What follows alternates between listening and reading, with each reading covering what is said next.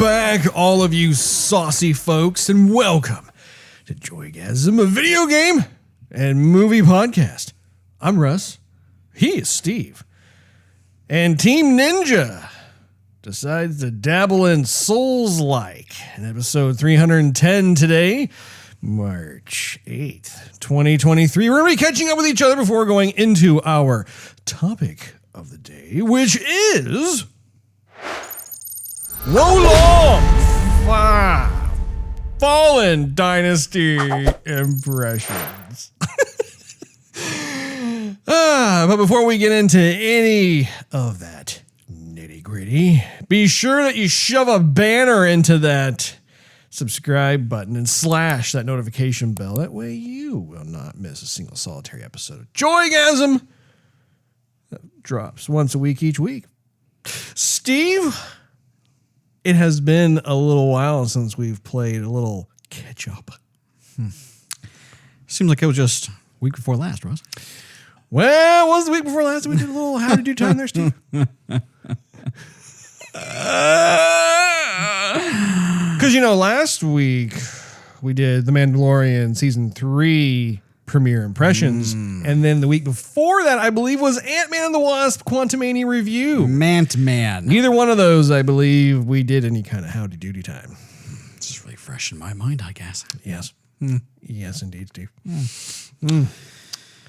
How you been? Well, can't say I've been playing anything exciting, Russ. That much. I've been trying to play, as I've told you, Assassin's Creed Odyssey and beat it so I can basically sell it, get rid of it. Oh, sell it. Make room for another game. So you bought the physical copy? Uh-huh. For some reason, I thought he had bought it digitally. No. I don't even think you could even get that much for that game. Yeah, probably not. Probably like $3 or $4. But honestly, it'd be worth it. I mean, there's no point in keeping it around. Sure. Another Assassin's Creed is being made. They'll bring out another one. I might get that one, I might not. But I'm probably never going to play this one again. Did you actually beat it? Not yet. Not yet. I probably would be getting close, but new games are coming out. They are indeed. I only have so much time, Russ. I only so much evenings. And then I got to go to bed and start the day all over again. That's right. Go to work, make the cash, make the moolah. Your own personal Groundhog Day. Some would even say that, their own personal hell. That's You know right. what? It's just the rat race that we're all obligated to participate in. That's right. So are you enjoying the game? Like, what's your... Well... Actually, how many hours... Give us a little I've been catch up here, Steve. About 10 hours in so far. That's it? Yeah. I was guessing you'd had at least 30. It has a timer on there. It's just playing along. Okay. I mean, I'm enjoying it, but I'm not enjoying the story nearly as much as I am like just the beauty of the game. They've made it, compatible, upgraded for Series X, so there's a lot of nice lighting, HDR. So even though the game has been around now for a few years. Few years now, right? It's still, you think it's graphically impressive? I mean, it's definitely better than it was. It's no Red Dead Redemption 2, is it? It's probably along the lines of Red Dead Redemption 2. Oh, come on. I put that one in a while back. So I'm like, ooh, Series X, Red Dead Redemption 2. Let's take a look. And then I put it in, and it was better, but it wasn't as good as I was hoping it would be. But still, but it doesn't matter. It's so beautiful. It doesn't matter, Russ. It's a great game. I've been dying to get back into it. I just really want to finish it. I don't finish it now, I'm never going to finish it. I hear you. Absolutely. And I don't want to be like you to put it on the back shelf and then 5 years go by and then that stack is just at some point I'm going to play the 20,000 games that I have. I don't know when it's going to be, but no, Russ. It takes discipline. And I'm going to do it. I'm proud of you, Steve. Oh. And I've also been playing Resident Evil 3 with my wife. Have you now? And that's been a grand old time. Has she been enjoying it? Yes. There's a lot of scares. I mean, I still feel like... Are you jumping? Yeah, every once in a while, yeah, I am. Is she jumping? Yeah, she's screaming sometimes. Is the I am. Chihuahua jumping as No, well? no, well, she doesn't jump. She pisses? No, she doesn't piss either. Yeah. See, this is why we can't play this game. No, what she'll do is she's like, "Ooh, you guys are sitting in front of the TV. I'll just nestle right here, like in your laps, and make myself comfortable." And then we're like, and she's like, "Everything's too tense. I'm out of here." And then she'll just jump off my lap and like scurry on over to her bed, and like we won't see her until like we're done. And she'll kind of peek her head out, like, "Are you guys done yelling and jumping and angrily cussing and whatever?" So That's funny. I still believe that game though should have been DLC. Well, it's a much shorter game, I've heard, than Resident Evil 2 remake. Is that accurate? That would be accurate, but like you're still in the scenario of Resident Evil 2. Yeah. Like, so Leon and Claire go away, and then you're like Jill waking up, and you're in Raccoon City, and you're still dealing with zombies, and you're visiting some of the same places and shops and the maps that you dealt with.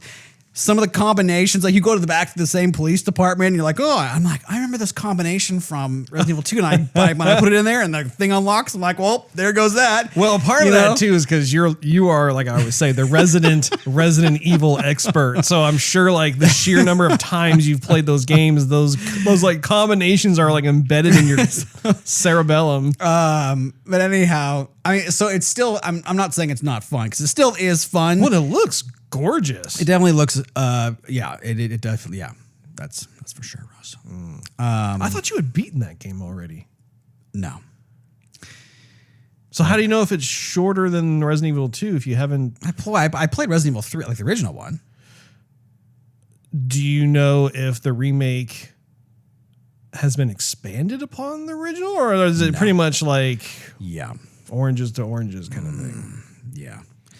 I think I am near the end of it too, because I remember towards the end of you're getting chased everywhere by the big dude. Nemesis stars. So towards the end of the second one, you're like below ground and you're like in the science facility and everything looks all futuristic and way more extra than it has to be. And this one, like I'm in like the same spot again, so I'm like, okay, I know this is probably coming up towards the end of the game, but after that one's done, might just pop in 8 again all over. And well, Resident Evil 4 remake is right around the corner. Right around the corner. That's right. Yeah, so you're kind of priming yourself for that, and then your wife will probably get a kick out of watching you play that one. You know what I do miss though, which they brought out in later games. I forgot if they did in 4. I don't think they did. Maybe they did. I don't know. But I miss upgrading the weapons. You could upgrade the weapons in Resident Evil 3? No. So you can't like go to your merchant guy and be like, oh, I want to pay to upgrade the weapon, make it stronger, make the reload faster, make it hold more ammo. You can't do that. You can find stuff to go like, oh, I can increase the barrel size. Yeah. And that's really about it. But I just thought, I really would like just to upgrade some of the guns. I miss that aspect of the game. That's true. Yeah. That's very true. Because I do recall there being times when you would just stumble upon some kind of little weapon upgrade in the Resident Evil titles.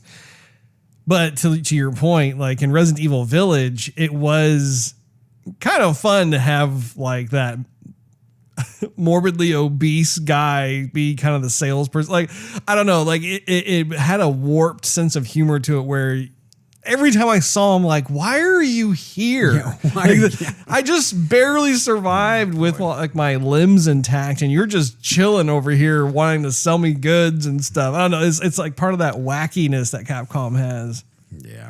Why wasn't he being attacked by the werewolves? I don't know. That's one of the lingering questions of that game. He would be succulent. Indeed. Have you gristly when it comes to Resident Evil 3 remake? Well, it's difficult to know because I don't think you played this game on the previous gen Xbox. You've only tried it on Xbox Series X, correct? Right. Yes. No. I started it. I started it on the regular Xbox, and I only played like within. I mean, like the first half hour or something. Like you just tested it out. Basically. Yeah, correct. Yeah, I bought it because it was on sale for Christmas. Capcom sale or something like that. And it was like, bought it, started playing it, and then wanted to play some other stuff. Gotcha. I understand, Steve. That's about it, Russ. What about you? What you doing? Well, where are you spending your nights? I can't remember if I told you this, but I beat Dead Space Remake. That's right. You might not have told me that. All right. Well, extra. Read all about it. No, what was super fun about that was, if you recall, in the original Dead Space game, I never beat that game. I got about like halfway through, roughly, with the first game, and then I just never got it back to finishing it. And so with this particular game, that was like my big thing. I was like, okay, I want to see this through to the end. That's a great game. It's a really great game. Like the bells and whistles that they have added to it. And also certain parts of the game were actually taken out by Motive Studio. And I got to say, I think they made the right call on all of that, because there were certain parts where I was like, okay, I know for a fact when I played the original, like there's this one part, like to give you an idea, where like I'm going down kind of like, it's almost like a spiral staircase, but it's not like what you think. It's not like a Resident Evil styles spiral staircase. It's more of that like engineering, hard metal, sci-fi ship kind of thing. And that whole section is just not there. And my mind is a little hazy as to like what I was doing at that given point in time. But the point is that the game, there was never a part in the game that I thought was boring or lame, or, I mean, it kept going, and it had the hook. Like the gameplay hook really hooked me. And when I wasn't playing the game, I was thinking about the game. It's that kind of thing. And on top of that too, as I'm playing it, I just had a lot of fun with just being able to see like just what they were able to do in each of these different spaces of Dead Space. So it was really, really cool. Real satisfying end of the game boss fight. And so my hope is that you eventually are able to also get through the game and beat it. See, and you have a resident Dead Space expert. So if you have any questions, you can always give me a holler, and I'd be happy to help you. Happy to help you, Steve. Alrighty then. It's very nice. But no, the whole thing, like I would say so far this year, granted, the year is still young, but that is my favorite game of the year so far, is Dead Space Remake. Like I was just like thoroughly satisfied as I made my way through that game. And after I beat it, I was like, all right, they have a new game plus, which is really cool because you really can't upgrade everything and max it out in your first playthrough. And they have certain secret items that only become unlocked once you start playing New Game Plus. Replayability. Exactly. Not to mention the fact that so I don't know if you've gotten far enough into the game or not, but like you can actually upgrade your suit a number of times. On top of that, you can find other suits. So you don't have to have like what does he look like? The three. Yeah. Yeah, there's one suit that I'm making my way to right now in New Game Plus that's like a military grade sci-fi space suits, dude. A lot more business, if you know what I'm saying. A lot more stomping. Yeah. Yeah. The slogan for that game should be, "It's a stomping good time." It's really good. That would probably add humor that the game doesn't have, though, Russ. That's true. That's very true. I am hoping, though, that EA will greenlight a Dead Space 2 remake, because Dead Space 2 was also really good. Like 1 and 2 for me were neck and neck. Like Dead Space 1 was the novel idea. Dead Space 2, you could tell the developers already knew what they were doing and they wanted to amp it up to 11. So like if I remember correctly, in Dead Space 2, like you can use the stasis to actually like bring like the monsters to you, and they're like floating there so they can't hit you, and then you can like tear off their limbs using stasis and stuff. I mean, like there's a lot of other kind of cool stuff that they did in the sequel. So I was looking at Twitter, the twit of Twitter. And they actually have started EA. Motive and EA were sending out little things like, hey, how many of you would be interested if we were to do Dead Space 2 remake? And it was getting a lot of buzz and stuff. And so They asked for a show of hands. pretty much. And then they realized people couldn't show their hands. Just people like just sending pictures. The cool thing, though, is that they're clearly paying attention to the reception that this game has had. And so it's exciting because, you know, it's just like how Resident Evil remake got like the warm reception, and now Capcom is like going through and doing all this kind of stuff. So we'll have to wait and see. The only other thing I've been playing, though, is a lot of Overwatch. Of course. And they've been having some of their little battle passes coming and going, as well as some of their little events and whatnot. But I just go for the free stuff. Right. I've been enjoying their current battle pass. There have been, I think, about 13 items out of the bunch that I think is quality. So I decided to pony up the dough for that. But I gotta say though, like, despite the fact that they have that store and they're also making certain items available only for the store, like they're not available in the battle pass, I have not seen anything that has compelled me to purchase it, which is totally fine by me as for right now, because the game is so stinking fun. Like the gameplay itself, man, I keep going back to that, how like it's one of my go-to games still to this day, despite the fact that there are certain changes to the game that I'm not exactly excited about. Yeah. You've been playing Overwatch yourself? A little bit. Streaming. Here and there. Sprinkle. I must say it was actually quite fun to have you play Torbjorn once more. Because you really don't play Torbjorn all that much anymore. Well, with 5-on-5, it seems like, I don't know. It's different with Torbjorn. Is it now? Versus 6-on-6. How is it different, Steve? I'm not really sure. Like Torbjorn is good to, like, if you're moving the payload and you're defending the payload, he's good. Anything else, it's real hit and miss, especially if the team is just scattered about, like every man for himself. Then you can't be Torbjorn. Which is why I choose Moira, because, well, number one, I'm not the best shot in the world, and you don't have to be with her. Plus, she's support, and I like support. And she can heal herself, so I don't have to go look for healing packs.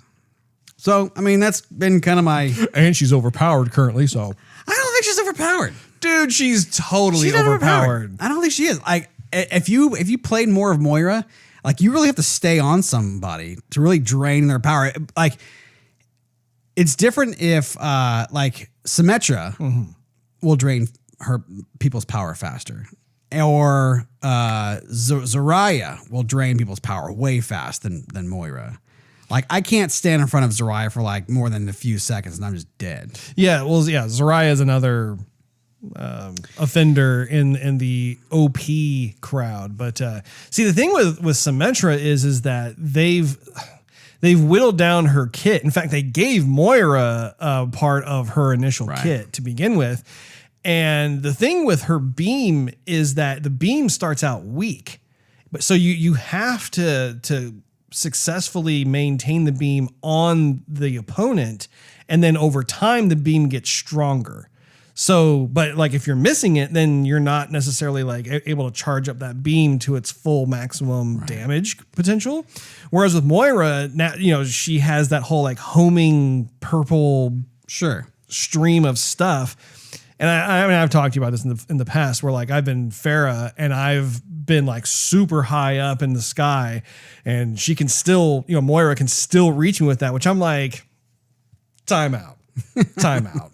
We need to shorten that. That's way, I mean, not only does it like home in on a character, but then somehow like it's able to stretch like that high, and like that's just no. Yes. So and see, that's where Torbjorn, I feel like, has his value is that, you set up a turret, and then if someone's playing Pharah, that's really hard for the Pharah character to negotiate because that turret gets right on to Pharah and takes. Auto-locks. Yeah. The thing with Moira though too is that she can release that ball and hit you at the same time, and so then at that point it drains twice as fast. Plus, as she's draining your power, she's gaining power back. Right. Yeah, and see the other issue too is her silhouette is very small. It is very small and thin. It's very thin. You're right, and lanky. I would go so far as to say she's probably as thin and slender as Tracer's silhouette. Like they're very close in terms of that. And she also, it's weird too, because if you think about Moira, like she has that little teleport ability too, which is kind of like Tracer's little like blink where it's like, but her thing is like she disappears for a while. You can move her to like a different location and then reappear again. Anyway, I just think there needs to be some balancing, some tweakage. But alas, this is one man's opinion. That's right. So we'll just have to wait and see. Well, let's get into our topic of the day. What do you say? That sounds good, Russ. So I know that this is a game that you in particular have been looking forward to playing. Yes, but I do have a confession to make. Oh, do you? Do I need to bust out the priest screen? You as do. It were? Get some volumetric lighting. Yes. So that way you can't really see the profile of my face, but we could see yours. That would be appropriate, yes. Tell me your sins, my son. When I was thinking of Wo Long, I remember when we had the episode that we were telling all the games that we were expecting. The game I had in mind, and actually the game I was describing, was not Wo Long. Really? It was Black Myth. Oh, Wukong. Wukong. Sounds similar, doesn't it? So I was thinking they both take place in China. Ancient China. That's right. Yeah. And you're right behind your character, and he's got a bow and stuff. And that's the game I was thinking of. Oh my And so when this game came out, I was like, yes, I'm ready. Let's go. And I'm playing. I'm like, this is nothing like the trailer show. I don't look like a monkey. And like, there was much more effects in that game than there is in this one. Why is that? And so then, like last night, it dawned on me. Like, I'm just gonna go YouTube that trailer. Like, something's not stirring the Kool-Aid here. And so I couldn't remember the name. I was like, Wo Long, and I see all the trailers for Wo Long. I'm like, this is not it. This is not what I saw. And so I went like, Monkey King game. And then it came up and it said, Wukong. What was it? Wukong. Wukong. The way I've been able to remember it is I say Wukong. I don't remember it like that, Russ. Kind of like Wu-Tang Clan. Sure, yeah. Wukong. But anyway, that's the game that I was actually on my most anticipated list. I don't remember the story in this one. I was like, what am I doing? Like, I don't remember anything. Anyhow, that being said, the game has been so-so so far, Russ. But I just needed to say that because I knew you were going to be like saying to me, this was one of your most anticipated games. And I'm like, it actually wasn't. Well, I'm glad you came clean in that one there, Steve. I'm glad you came clean. Well, I was watching you stream tonight, actually. Yeah, that was a bad one. And so, okay, the game has a create a character part at the beginning. Didn't spend too much time with that one. But you look significantly different than my character. So, as I look significantly different than you right now. How about them apples? But like for me, for instance, I went more or less with kind of the initial default aesthetic, right? It's like kind of like that. I don't even know what it is. It's like the Chinese equivalent of like a samurai almost, like a Chinese military warrior or something like that. But I had kind of more of that the blue fatigues and like the sword and like I don't know. I was kind of more not low key, but like just not as flamboyant as you. And I saw you, and you've got like a white headdress, feathery looking thing, and you got a spear. Like I don't have a spear, I have a sword. I picked up the spear later. Okay. Yeah. So, I mean, and I picked up gear along the way. Okay. Because like I'm just like, man, he looks like totally different from me. Now, I have a few thoughts about this game. Oh, yeah? First of all, you know, it's made by Team Ninja, who I am a fan of. I've always loved their Ninja Gaiden games. Dead or Alive is great. Well, that's more like that's Tecmo, but I mean, it's still the same folks. And so I was curious to see how this game was, simply because the controls in Ninja Gaiden have always been super tight. The combat's been very satisfying and challenging. And so what's interesting about this situation is that this is yet another type of Souls-like genre game that Team Ninja has been playing around with. And before this game, they had Nioh and Nioh 2. I bought Nioh and Nioh 2. I have yet to play them. But it got a lot of accolades. People were saying, hey, this is really good. I want to say that Nioh 2 actually got like a 9 out of 10, if I'm not mistaken. And I did start playing that game. The game is super hard. I could not get out of the dungeon. I'm just like, okay, I need to like come back to this game later because this is like stupid hard. But when it comes to this game, there are a number of issues that I've come across. And I think a large part of it is that I've been spoiled by From Software's Sekiro Shadows Die Twice.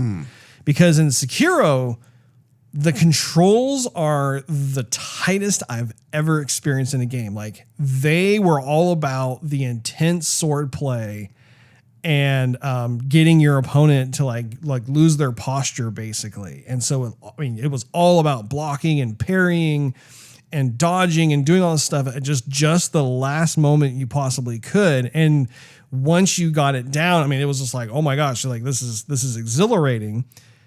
In this game, in Wo Long, it's like the controls to me were not as tight. Like there's kind of a sloppy sluggishness to it. Like if I try to block and they try to copy the same principle of like, okay, you know, at the very last second, like when an enemy's coming at you, you want to parry so that way it throws them off. If they happen to do some sort of big attack that normally like they glow red, which is kind of similar to Sekiro, because Sekiro would have kind of like a red glyph that would appear above their head to signal, hey, you know, they have like an unblockable attack coming.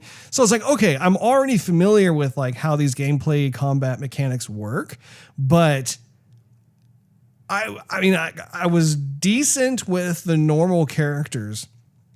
I could not pass what I believe to be kind of like the initial in boss, which is that really buff dude, and he has like that big mace, that like spiked mace thing. Yeah. I ended up stopping my playthrough because I could not figure out how to actually work the gameplay combat mechanics. And I think that was something that was frustrating. I wasn't sure. I mean, you've clearly bested that particular boss. You're farther along in the game than I am. So do you have a 1-for-1 type of experience like what I'm describing, or is it not as bad for you? No, it's it's definitely as bad. So my thing is really the blocking, like you said. Yeah. Where they explain in the game, okay, yeah, there's some unblockable attacks, and then there's attacks you can block. Right. But they don't say there's like in-between attacks that can or cannot be blocked. And so like where the last guy I'm on now, which I was crazy frustrated with in the stream, is like I'm holding the block button. Yeah. And he's clearly blocking, and then there's attacks that are not unblockable, but I'm still taking damage. And it's like super frustrating because then you don't have any faith in the controls. Really. Right. And so then you go, okay, well, it made me really think back to Elden Ring. And I thought, okay, well, maybe if I just roll out of the way, like I have like a half second of invulnerability. Sure. And like that didn't really work. And then I thought, okay, well, maybe if I parry at the right time on a normal attack, I can stagger him. Yeah. And then that would not really work either. And so I was like, or he would charge at me, glowing red, unblockable. I'm like, okay, B button, right at the time. And the way I would time it was if I hit the button a second before like he would launch at me. Not when he's about to hit me, but when he launches and he's still like 30 yards away from me, I would hit that button. And even though that second delay, that's when it would do it. Oh, weird. So I have to time it as like a second before he charges. And then, so I don't know, that to me is definitely frustrating. Yeah. So I see your point there. What I did with the first guy is that I just found that with the weapon I had, if I was keeping attacking him, eventually he would roll away and I just get my shots in and he would block and block and block. And then at some point he would try and hit me and then I would hit him with a heavier attack that would kind of stagger him back a little bit. So it's more of like an onslaught of attacks and just dodge him when you can. Interesting. Yeah, ironically, the first encounter I had with him was probably my best. Right. I think I got his health down to almost half. And the health is another thing. Yeah, I was just about to segue into that, but please go ahead. So, like, it's confusing. Like the first guy, I think they described it somehow with like some sort of spirit. I don't really I don't get it really. I read it. To me, it didn't really make much sense. And then I just thought, okay, well, a health bar is a health bar because I know when my health bar is empty, I'm a goner. So I figured the same property would happen for any kind of villain in the game.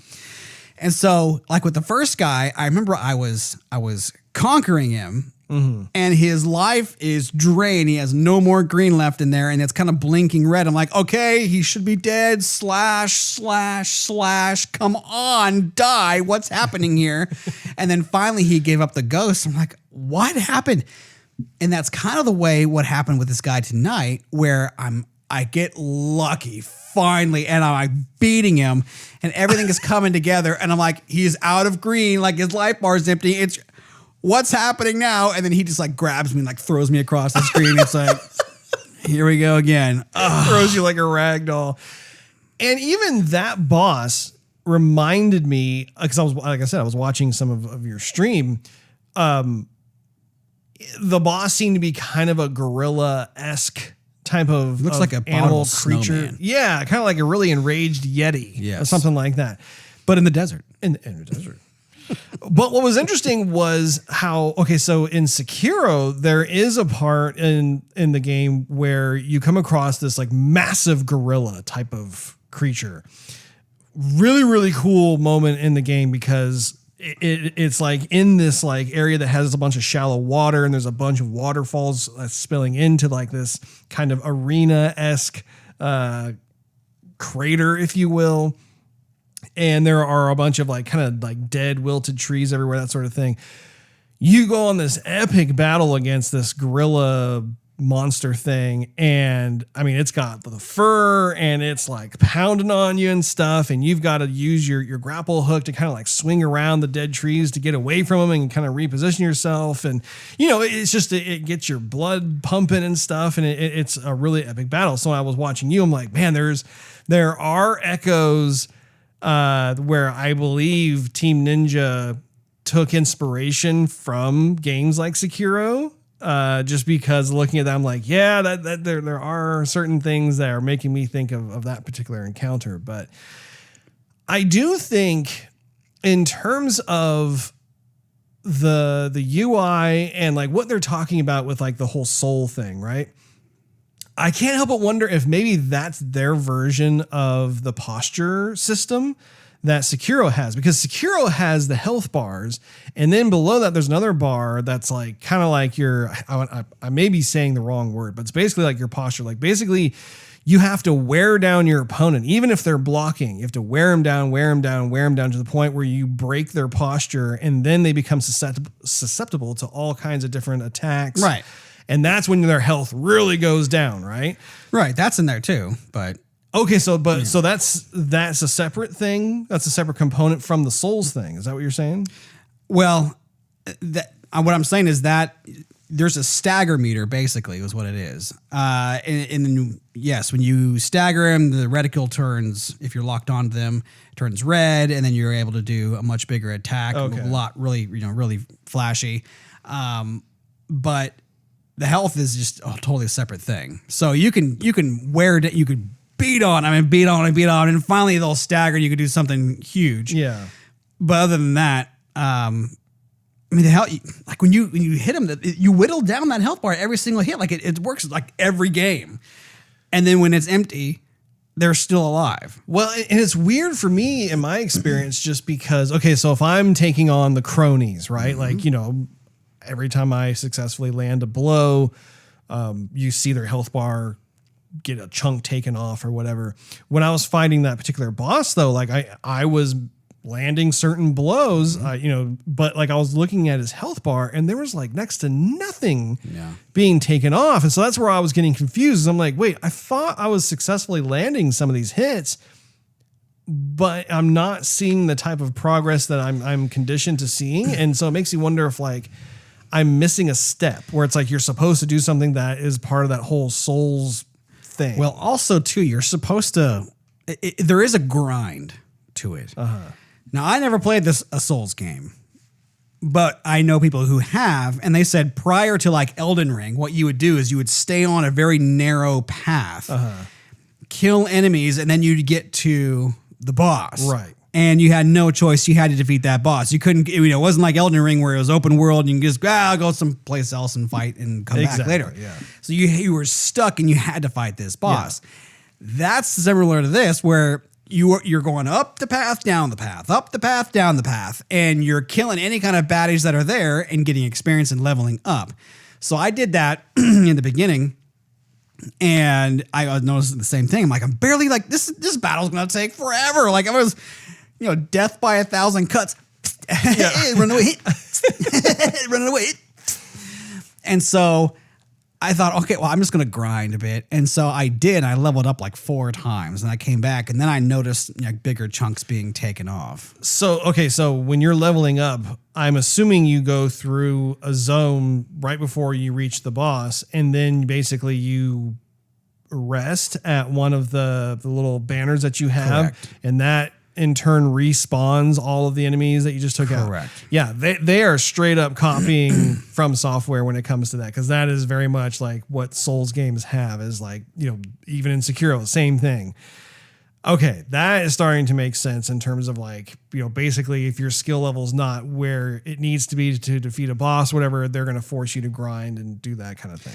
And I don't have a problem with grinding. Let me just say that. I don't have a problem with grinding, but however, it does, you really feel the repetitiveness. It's one thing if you could explore the world. I mean, Elden Ring was so beautiful. You just wanted to go different places and kill different baddies, and everybody had tons of different designs and whatnot.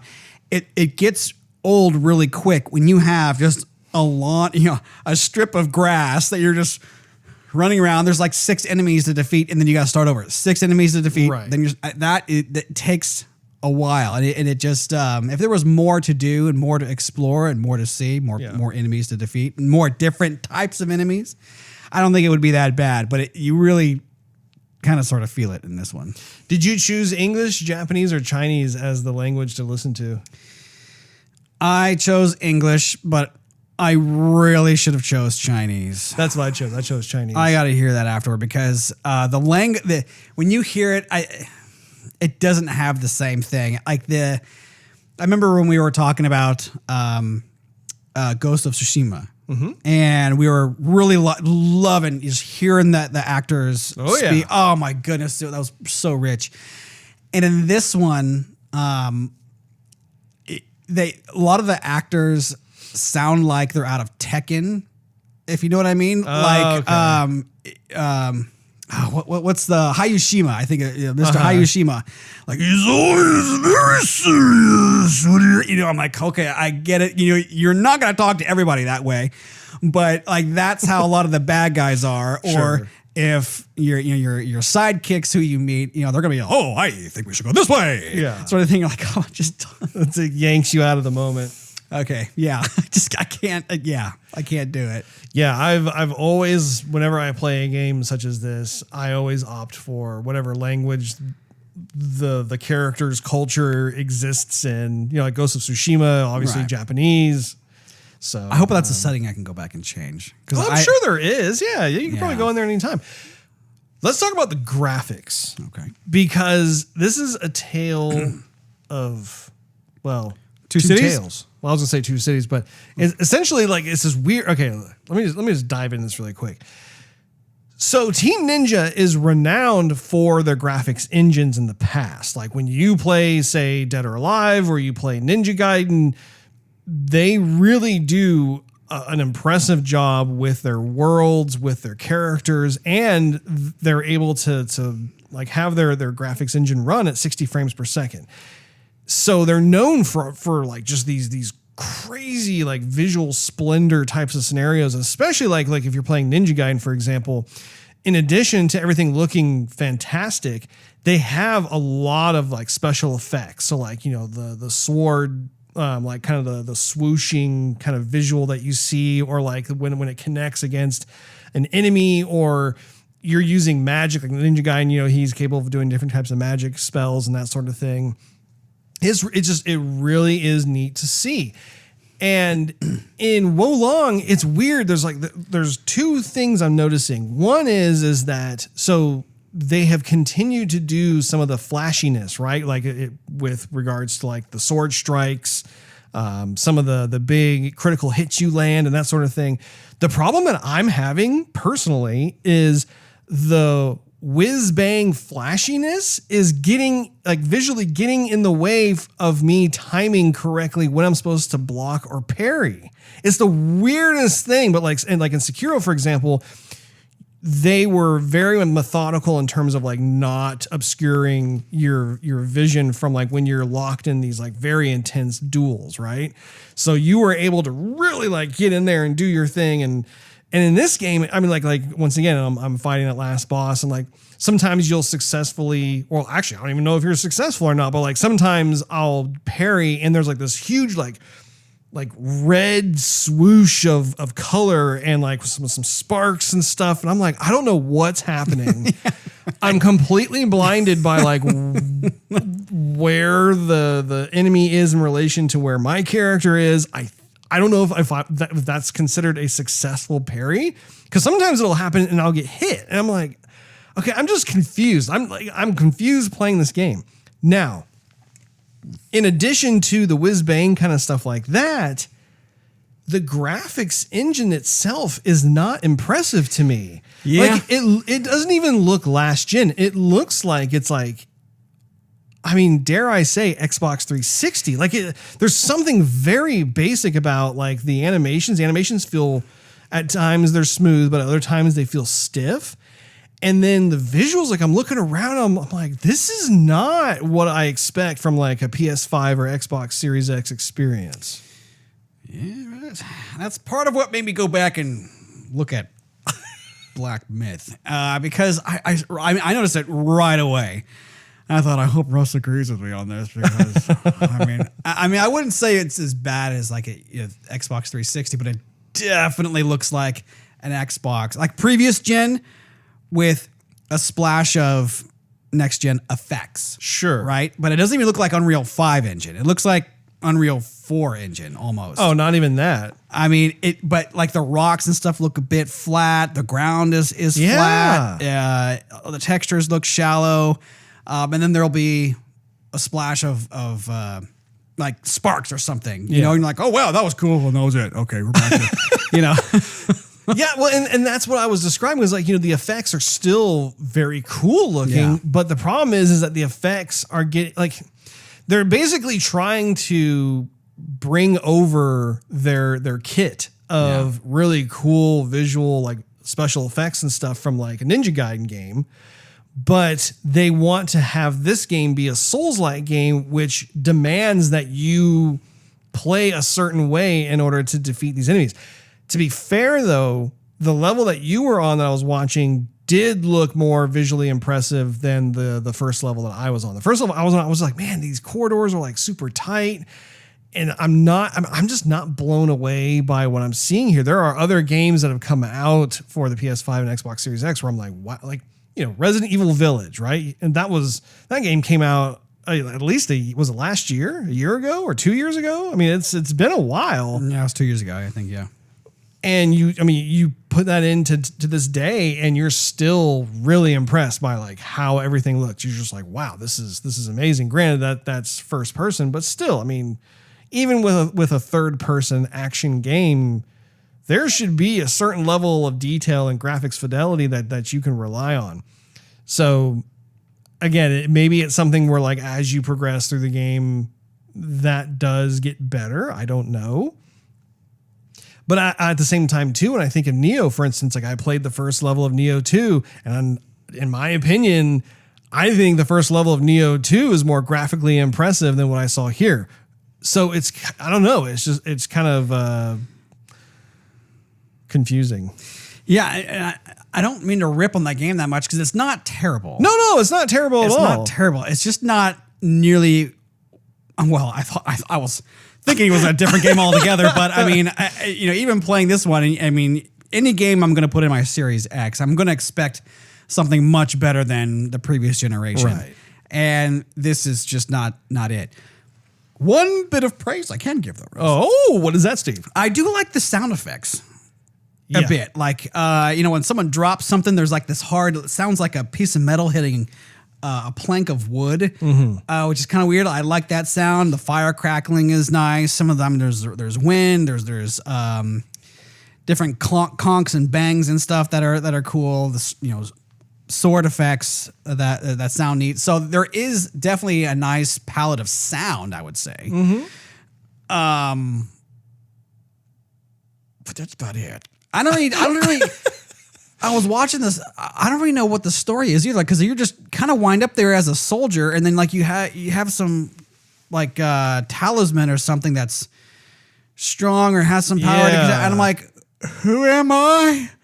How did I get this thing? From what I gather, it was like you saved someone of prominence or importance, who then becomes your buddy. And it seems as though, so you were mortally wounded after protecting that one particular guy. I think you staved off like 3 or 4 enemies, and then one of them got the drop on you and skewered you, right? So like you were left for dead.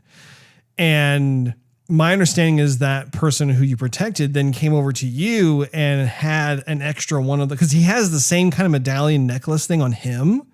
So he gave that to you, and suddenly it's like, oh, you've been healed, and now you're with him, and like he did that as thanks for saving his life. Which then begs the question: okay, so does this guy just tag along with you throughout the entire game? No. Well, you had a second guy with you when I was watching you stream tonight. Different guy. Oh. Sorry, Russ. Well, no need to apologize at all. I had no luck getting past that first level. I was just like, I'm spending hours like banging my head on this. Like I cannot do anything. That's the thing too. Like I kept on going back. I know it's really hard to compare like to Elden Ring, right? I mean, that one's kind of a once in a while game. Well, but like you said too, it's open world and there are certain very distinct differences. But I found one of the main points of Elden Ring that was it was frustrating and not so frustrating at the same, was dying. Like the enemies were meant to be hard, and it didn't make you really feel bad that you died. Yeah. It was just dying was part of the game. And I got irritated, but I was always wanting to go further, try again, try something new. And this one was like tonight, and we were going to podcast tonight. But I was like, I'm kind of done. I just want to put it down and play something else. Because at some point, it's becoming not fun. Exactly. And I was just about to say that I'm glad that this game is available on Xbox Game Pass. Oh, for sure. Because I would have had definite buyer's remorse if I were to shell out $60 or $70 for this game. I do not think it's worth that price. I think it's fine that if you have Xbox Game Pass and you want to try it out, then go ahead and do so. And you should, honestly. Yeah. For Xbox, what you pay a month on Game Pass, it's definitely worth it. Absolutely. And furthermore, I want to go back to some of the graphics conversation with one more comment. And that is, I think for me, like being a big fan of Team Ninja, just in the past, every game that I would play of theirs, you were immediately met with this high production value. Like the graphics were just jaw-dropping. The controls were, I mean, you want to talk about tight controls. Like if you're playing Dead or Alive, like any of the fighting games, those controls are like super responsive, super quick, like it's a very satisfying fighting game.